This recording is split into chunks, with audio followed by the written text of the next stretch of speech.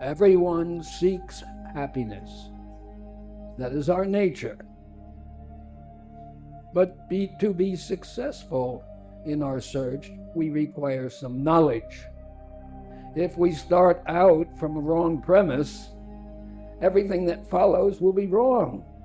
It's just like in mathematics. If you make a mistake in the first line, there's sure to be a mistake in the answer. What is that knowledge we require in order to be successful? We must know who we are. The materialist identifies himself as this body. I'm American, I'm Indian, I'm this, I'm that, but it's all this body.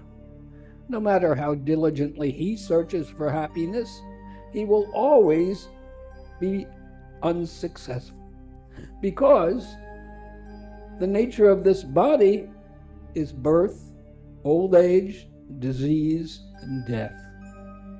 Because the body is material, and he searches for happiness in material things, he can never be successful, because he is spirit soul. Rather, he suffers one misery after another. The nature of the body is to suffer. Birth is suffering. Old age is suffering. Disease is suffering. And death is suffering. For the spirit soul, there is never any suffering. He is on the transcendental platform of eternity, knowledge, and bliss. One who is living on that spiritual platform of devotional service never experiences misery in any material condition. Even if something which under material circumstances would be considered inauspicious or unpleasant or suffering, it is not suffering for the devotee, because he knows that it is Krishna's mercy. A devotee knows that Krishna does everything perfectly, and he does everything. There is nothing that is done without the sanction of Krishna. Therefore, a devotee who is surrendered to Krishna's will, to Krishna's plan, says, "Thank you, Krishna, for now as it is. How do I use now as it is in the best way for your service and pleasure, Lord?" He is always on the platform of Satchitananda, eternity, knowledge, and bliss. But the devotee who identifies himself with the material body, he's always in a world of duality, good and bad, pleasure and pain, success and failure. Krishna has a very intimate relationship, loving relationship, with every living being. In Bhagavad Gita, he claims, "I am the seed-giving father of every living being." The father never does what is bad for his child. Krishna never does anything but what is the best of all possibilities for every living entity. Of course, most people would object. A lot of things happen to me, they would say, that I don't like, that are very unpleasant. How can you say this is Krishna's mercy? How can you say all these bad things are the best of all possibilities?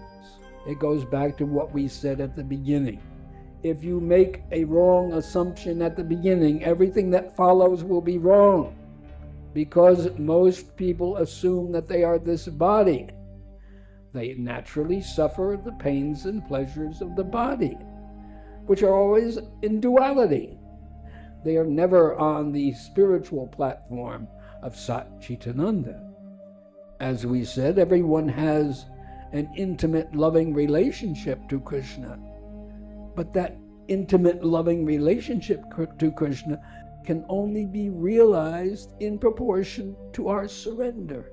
That's what Krishna says in the Gita. In the same measure that one surrenders to me, I reciprocate with them accordingly. This misconception, thinking oneself to be the material body, continues until one surrenders to Krishna and says, "Krishna, I am yours. I am your part and parcel. I am meant for serving you. In that surrendered condition, he experiences only the loving mercy of Krishna and is always unlimitedly happy. Not just when things go nicely for the material senses, but all the time. He says, thank you, Krishna, for now as it is. But he doesn't just say, thank you, Krishna, for now as it is, and sit down and do nothing. He asks the Lord, how do I use now as it is in the best way for your service and pleasure? Everyone accepts now as it is. You have no choice. But you have a choice how you use it. The karmi tries to use it for his sense gratification, and therefore he's always in a world of duality. Pleasure and pain, success and failure. He is always troubled by the disturbances of the material body. Too hot, too cold, too this, too that. It's all the material body. As long as we identify ourselves with the material body, we must suffer. It is only when we surrender to Krishna and admit and realize our intimate loving relationship with Krishna and say, Krishna, how can I use now as it is in the best way for your service? And there's one more thing necessary for realizing that pure happiness. We must then say, Krishna, I am willing to do whatever you want. I'm confident you have a perfect plan, and I'll be patient to understand and persevere. The happiness sought by a karmi, a materialist, is always maya, illusion. It can never satisfy. But the happiness of a devotee is real. It is spiritual. Devotional service to Krishna is eternal. And it will allow us to see the smiling face of Krishna, who will say, well done, thou good and faithful servant. Enter thou into the joy of the Lord. Thank you very much. What is your question? You tell us that